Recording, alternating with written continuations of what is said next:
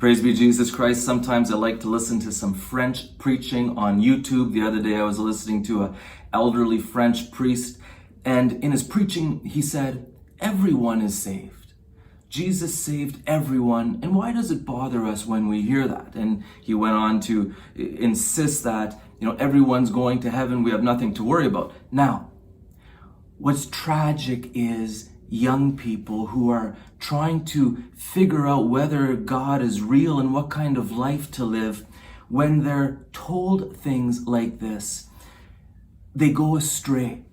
You see, we need to proclaim what the scripture says.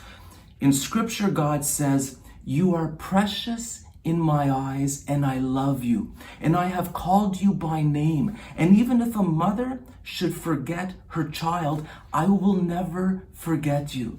And Jesus says, "I will not leave you orphans, I will come to you." And Jesus also said, "I am with you always until the end of time." We're loved by a wonderful God who sent his son, who died for us. But Paul tells us in scripture, he says, put on the armor of God. In other words, we're loved infinitely by a God of mercy, but we're also in a battle for our souls.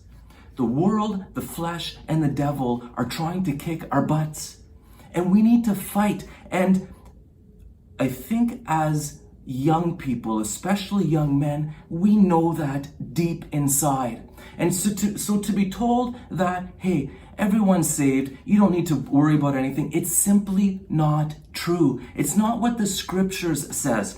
I think a young man finds dignity in knowing that he is called to war.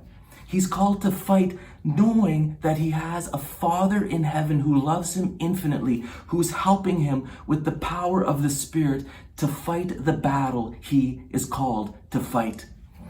Viva Cristo Rey.